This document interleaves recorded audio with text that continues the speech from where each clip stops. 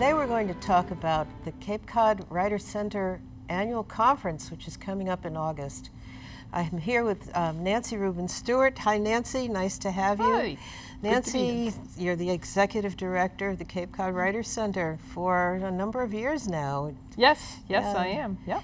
You must be happy with the way things have gone over the years. I mean, we're going to talk about the early years, but I have been involved with the Writers Center for a while now, and I see great enthusiasm and a lot of professionalism. What do you think is going on? I think it's great. Yeah, good for you.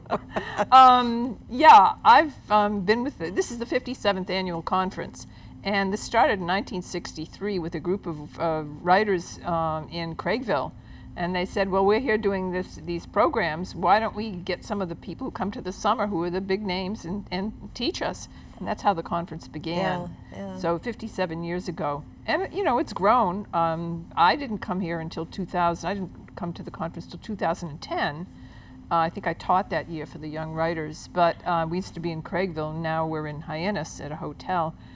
And yeah, I guess it's grown. I had some faculty members who came back a few years ago and said, yeah, this has really grown. But you know, you don't see it because it's gradual. Every year it's a little different. Yeah. But we're pretty proud of it.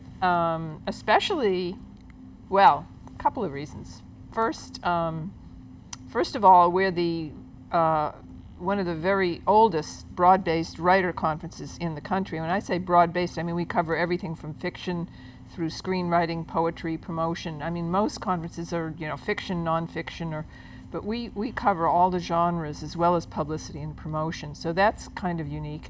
Also, we're workshop-based, and you know, if you know about other writer conferences around the country, basically most of them, somebody gets up who's an expert or a very distinguished author and talks about their technique or how they did it, or a quick hour or so on what to do with a particular genre. We don't do that. Our conferences it's a 3-day conference with a 4th day is registration, and we have workshops where people sometimes they have homework before they even start. Yeah. And they come back and they have homework at night, and they really work on their craft. So by the end of their if they did a 3-time session, they're all 2 hours each. They will understand what they need to do with their writing. I was struck at the levels of the courses. I think if you're a new writer and you've decided to spend a year or so at something, you would take certain courses and not others. But if you've been struggling with something, there are other kinds of courses that I think are very much for a more advanced problem solving. Let me give you one thing that comes to mind. Woulda, shoulda, coulda. Writing in the conditional tense. Yeah. This is for memoir writers, right. Mostly. Okay, so you know, and you can tell the audience about how many people are writing memoirs. That's a very popular, very popular. I think most of us feel that we have a life story, especially at this stage. But what does it take to really make something come alive and be relevant to people? So what is that course going to give that person? I think that's going to help people, because when a lot of people write memoirs, there's a lot of issues around that. One of them is, well, do you say things that might hurt other people, or do you name names, or do you describe a situation? So, and the other, of course, if anyone's writing a memoir, they're thinking about their own life. And, well, if I'd taken that path, it would have, shoulda, woulda, coulda this way. Yeah. So those are just two of the big issues that people often face, and I think Anthony Dieries, who's award-winning memoir writer, I'm hoping to go in and at least hear a little bit of it. I think it'll be great. He's a great storyteller. He is. Read his interview. It's I interviewed him for Books in the World. Yes. And his memoir is called The Language of Men. That's right. And it's about his father and the Vietnam War, and how his father never really talked to him about what the war was like. He had this macho persona, and that was all he was willing to give up. It was quite good. Yeah, Really it's true. good. Really It's good. true. So You have about 30 courses here. 29. So 29. No. It's hard to keep them all straight.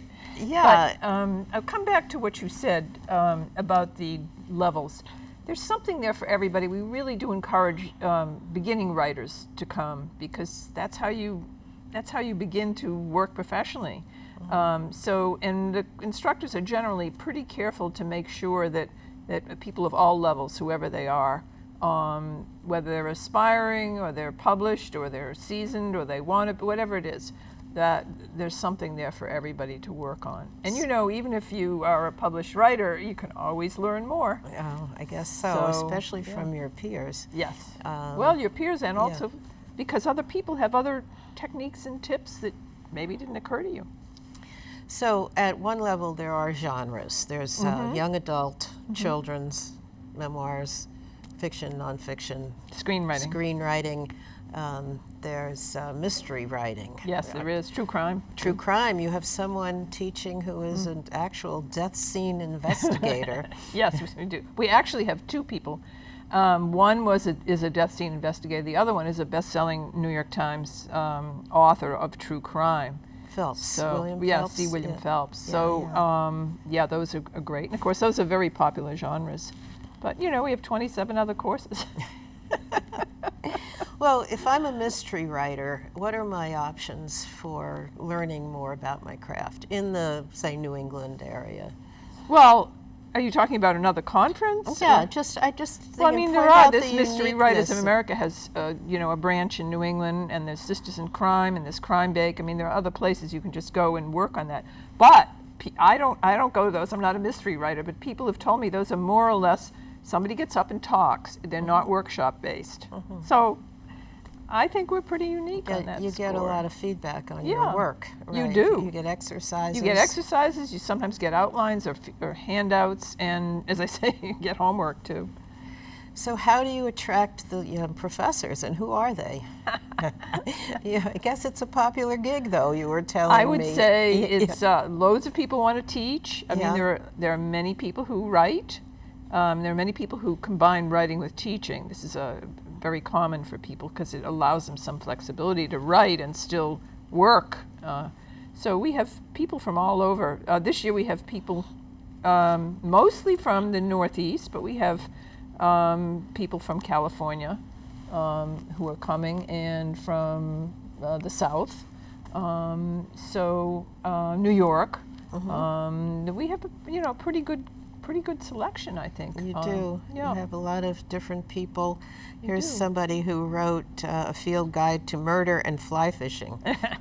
That's Susan Tan as the children's She's author. a terrific children's author. Yeah. She's won a bunch of awards. I think she has a new book just coming out, too. She was with us last year and was so popular we just had to have her back. Yeah, she's from UMass Boston. Yes, she is. Yeah. And she's wrote- award-winning. Wrote Cilla Lee Jenkins. This Yes. book is a classic. I've read that and interviewed her. Yep. She is fun. Anthony, I mentioned. Kate Conway, who's a local. Kate's Yeah. terrific, and she's doing book marketing in the digital age, and she's just fantastic with showing people how to get attention on all those bookstores, which is really tough, but she's very clever. Good for and her. her course will be very popular. It always is. So something that struck me as very different is the one about selling books to non-bookstore buyers. Yeah, that's great. That is something that people probably don't Yes. think too much about. People are already jumping all over that. Well, it's interesting. That's Brian Judd, and Yeah. he's coming from Connecticut. And he's been in publishing many, many years. And at some point, he realized that a lot of books aren't just sold in bookstores. They're sold in gift shops and other places, non-traditional places. So he has 62,000 salespeople around the country. Yeah. On the road? Well, on the road or however they do Or it, they have do internet regions or and- whatever they yeah. do, and they sell and they promote these books, and then people say, oh, well, okay, maybe it's a crystal shop, so they promote books on spiritualism. I don't know, it's that, and that's a free course, and he'll also be actually in our lobby as an exhibitor, so people can talk to him and sign up. So that's very popular already. That can I really think that's be- pretty neat. That sounds really good. Yeah. Don't I mean, forget this, people like, don't think about, Walmarts and They don't. Although, you go into the drugstore, or you go to Yeah. the supermarket, How does that and they're happen? there. Right. But it doesn't occur to people. well, and, they have so much to do. They have to right. write the book and market it. Right. No, So- but it doesn't even occur to, it doesn't even occur to people who are buying books, except if they're hanging around waiting in line or something, they see the book or they see an author in this little kiosk, and so it's Yeah. unique. It is. It's a great opportunity, and as you said, it's a free course. It's a free course. You have to be One of our registered. perks. You have Yes, to be you have to be registered for registered. something else. Yes, you do. Speaking of being registered, part of this program that I think is invaluable is the Agent Quick Query and the mentoring sessions. These are not courses. These No. are you bring your work and you either pitch it or you send it in advance to the agent. Two different things. Yes. Agent Quick Query, you have a 10-minute appointment, and it's like speed dating with agents. Yeah. It Yeah, really yeah, is. yeah. And because that's the way, an agent will give something 2 minutes, maybe 2 minutes, maybe a minute. They get 500 submissions a week. So you go in with your pitch. You can either read it, or most people try to commit it to memory. They might read it. And then the agent may be interested enough to then want to look at least at a few pages or a chapter or maybe more. Or we'll say to them, well, I'd like to know more about it. It could be corrective. It can be, positive, but corrective. I need to know more, and it'll help them perfect their pitch. Because when you go out with your book, if you don't have an agent already, and you're trying to get an agent or an editor, you've got to have that little tight paragraph that tells everything, not everything about the book, but enough to intrigue the agent or editor to want to see more. It's amazing how bad people are at that. Yes, it's scary. I know. What's scary about it is it's hard. It's if you've been hard. working on a book for so long, yeah. a year, 2, 5, whatever it is, you're going to boil it down into some intriguing little thing in, 4 sentences. Yes, but you have to do it. You have to do You it. have to Today, do it that's what because it is. even a reader, and as you know, I was a librarian, if I Yes. can't pick up a book There you go. like this and spend that 25 seconds That's with right. it. I mean, of course, as a librarian, you'd spend a little more time than that. You would check reviews, and you would, you have to sometimes make a commitment to buy 10 copies of something or more. Yeah. So I don't want to, poo-poo what has to be done to make that selection. But that initial look is really, really important. It's the selling point. It is. It's the selling point. Think about it. probably- You think about ads on TV, they're going to give you the highlight of what it is. It's the Right, same kind of thing. Right. And back to the mentoring, again, people have to sign up for it. They have to register for the conference. They send in their 10 pages, standard format, Word format, to us electronically. And then we then match them up with an agent, and between their teaching schedule, the agent's teaching schedule, they try to find a time. The agent will receive these. It doesn't just have to be an agent. It could be a faculty member who can be a mentor, because, maybe somebody's an expert on mentoring, on mystery or on poetry can be better than, say, the agent with it. So it's all our faculty members and the agents. You pick your list of those. We try to match you up. And then the person who is the mentor will then receive them electronically, read them, and then there's already an appointment made for them. When they come to the conference, they have an hour conference. They have an hour's consultation with the member, and they're very helpful. Because who gets that kind of That is really good, and instruction? I should say that the prices of all of this are really not exorbitant. I have to brag and yeah. say that we're lower than other writers' conferences. Yeah, the courses range from like $150 to $120. Well, and you register for $80. If you're a member, you waive the fee. A 3-time course, which is 2 hours a day for 3 days, at Yeah. 6 hours, Yeah. is $150. $150. And if it's a 2-time, it's 2 days, it's $120. If you do it 1 time, it's a 2-hour session. A lot of those are promotion and publicity and a lot of digital things. That's only $70. So it comes out way lower. I know we've done a search. We're lower Yeah. than almost Yeah, all writers' conferences. Yeah. Well, speaking of that $70 one-day course, one of the things that I found interesting was interviewing sources, a section on how to get the information you need, I gather. And There's a skill to that. I guess so. And, preparation, I would think. Introduction to podcasting.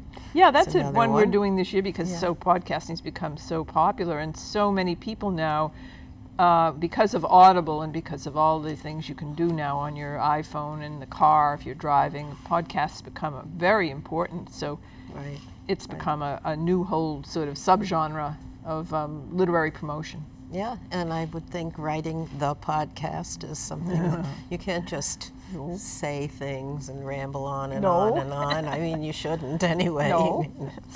So before we forget, one of the highlights of the show, the keynote. I Yes, mean, indeed. every year you've had a very interesting keynote. Can you want to tell us about this year's keynote? Yeah, we're speaker? excited to have Yeah. Casey Sherman. He's a New York Times best-selling author. He did that book, The Finest Hour, which became a major motion picture. He's done a whole bunch of other books. Yeah, the one on the Ice Bucket Challenge. Yeah, he is. He did it. He's doing a Yeah, movie there's a movie on coming that. out in that now. Yeah. I think he's on a third movie now, I think. Well, Patriots Day already came out. Yeah, That was maybe based the Ice on Bucket Challenge is about to come based out. on the Yeah. September.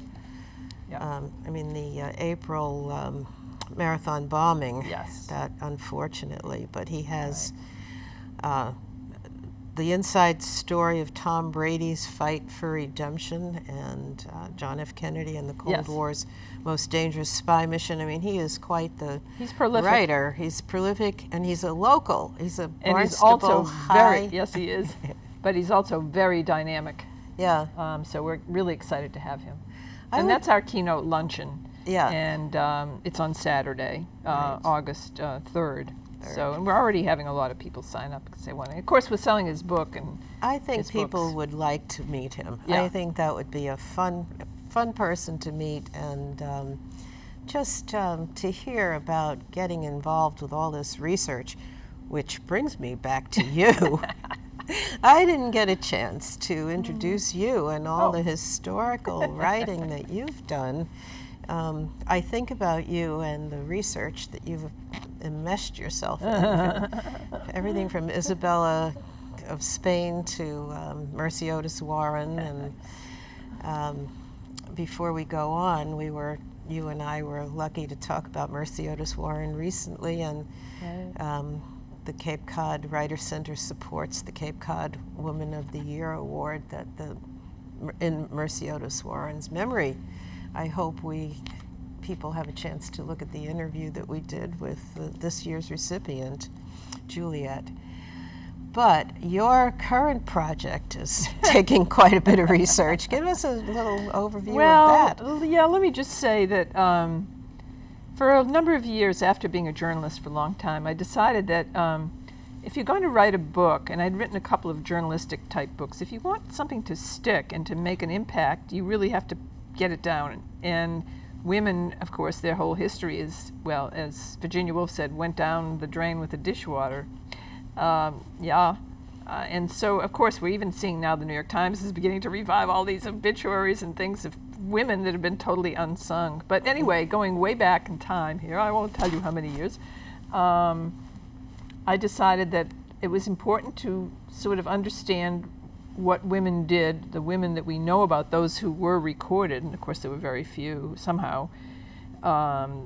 They were wealthy enough or illustrious enough or enough was written about them in some way that there were records, that it was important to get that down and to contribute to women's history.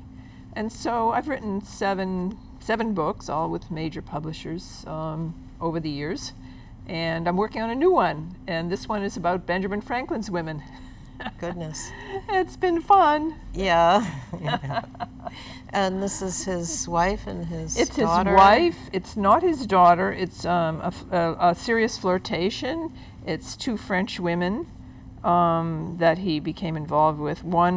At least one of whom really was, in some way, a segue into the inner circle, so that he could obtain loans for the, struggling revolutionaries to be financed for the American Revolutionary War. So there's an awful lot made of Benjamin Franklin as a lecherous guy. In fact, there were a couple of musicals about him back in around the bicentennial about him. And there have been some terrible websites that are distort. But he was really a charmer. He loved women. He was a brilliant man. and I have a lot of fun writing about him because he is just fun, aside from very serious. And so I've been looking at this project for lots of years, but after the Me Too movement and all of that, I said, gee, I think I better do this now. Good for you. But it's tough. I'm drowning in the archives, having a good time with it. You do most of that online? Today, because some of it is, not all, but most now, thanks to the Library of Congress and Yale University, is digitized with the Library of Congress and the American Philosophical. So most of it now is, although, as I say, I've been on this project way back. It's one of those that you keep. Writers keep things, in their back burner. I guess, yeah. We talked about Tennessee Williams. Yes. How he never threw anything away and he worked every day. Right. Well, a couple times I've been tempted to throw some stuff away. My husband goes, you'll come back to that. Well, this brings up, again, the Writers' Center. You share these kinds of insights with colleagues at the Writers' Center. There are about, over 200 members? About 250. Yeah, 250. And we have monthly meetings, Yes. Writers' Night Out, one coming up that will be held right here at the Cape Cod Community Media Center. Practice your pitch. Practice your pitch, right. For the conference. That is going to be next week, Yes, actually. next Wednesday. Yeah. But aside from our monthly craft sessions and the conference, the really important thing is a lot of our members get together on a weekly or bi-monthly basis and compare their work. It's very it requires discipline. I mean, writing's a lonely profession, and you don't get feedback immediately, so it's a way to get constructive feedback, which is one of the rules. We have a number of small writers groups around the Mid-Cape area by genre, and people sign up for that. We have one group that started about 8 years ago. They'd never been published. They've all been published, and some of them major publishers. Yep. Really? We're pretty proud of that group. Are there any that you could mention? Well, there's many different ones, so I don't, Okay. but that Yeah. group I'm very proud of. All I right. remember every single person in that group got published well. That's great. Well, I should mention that if you are a member and you would like, you can post your books on the Cape Cod Writers Yes. Center website. Okay. And that's like the featured scrolling book cover picture plus Yeah, there's a whole process you have to follow, but yes, and that does, and they circulate. If you look at the website, there's different books all the time. yeah. So it becomes another way to publicize your book. It does. Also, it's on the SEO, the search engine. So, if you have keyword in, it'll come up. So it Not an easy creates- task. Not an easy task, but So this is part of the professionalism of the Cape Cod Writers Yes. Center, where you've come up with a format for the annual conference. Again, August 1st through 4th. Sign up online if we haven't mentioned this already. just go to Google and go to Cape Cod Writers Center, and you'll come to it, and then Right. go conference, and you can just sign up that way. Right. Download and the brochure. The and you brochure can- is right can do there, that. and you can Right. sign up online. Exactly. Right. You recently were named the best writers conference in The New state of England? Massachusetts. In the state of Massachusetts. Yes, the Writer magazine. We're pretty proud of that. I would think. Yeah, I would think. we are. That was nice. Yeah, I'm would- glad about that. I was curious. I said to myself, what does that really mean? How many writers' conferences There are loads there? of them. Well, there are, but they're not. There's the map on the website. Most of them are sponsored by universities. It's true. And they are, some of them you have to be a student there, Yes, I you would do. think, to even go. Well, some of them are. Many of them are. A lot of them are just a day. Again, most of them are lecture-oriented, not workshop-oriented, which is fine. But I don't know how much you can get out of this great successful writer is going to talk about their technique. Well, it may not work for your technique. So workshopping, a hands-on, is really important. But there are obviously Massachusetts, being sort of a literary state. And university oriented. There are a lot of those. And in the Northeast. Of course, they're all over the country. I think there are more writer conferences now maybe than there were, 10 years ago. I don't know. I have not done that survey, but I think online has, Yeah. promulgated them. They don't all last. Yeah. We Not are fi- one of the Not oldest. 57 years. No. And then 41 years with Books in the World. Yeah, Which is another fantastic another- thing. We're also, that's very unique. We give authors a chance to talk about their work for a half hour, gives them a chance to learn about talking about their works, and they can use the YouTube video to promote themselves. Which is terrific. It's great publicity. Yeah, So and that's we've something to had be proud some of. You've been interesting- working on that and really brought that up to a whole new level. Yeah, well, thanks to Marion Villemere, who some people do know. The from late Cape- Marion, yes. Yeah, who... She was the founder of the Cape Cod right, Writers Center. Right, and she had energy, beyond energy, I gather, to start guess all so. of this. I don't know if people know that the people who were there in the beginning were the Kurt Vonnegut's and Isaac Asimov and who else were There were a lot of people, and we don't have all the archives, but there's some really distinguished people, and it Jack was- Barzon, yeah, Jack Art Barzon. Buchwald. Right, right. Yeah, well, this is really a special event. I think that people would enjoy this, and many people. Again, Cape Cod Writers Center 57th Annual Conference. It's August 1st through 4th at the Resort and Conference Center of Hyannis. And apropos, writing in today's world is the theme, which I meant to thank you for even focusing on that, because there's an awful lot that goes into it. So thank you for coming, Nancy, and good luck, and I look forward to continue to working with you. Thank you so much, Madeline. My pleasure. Thank you very much for coming.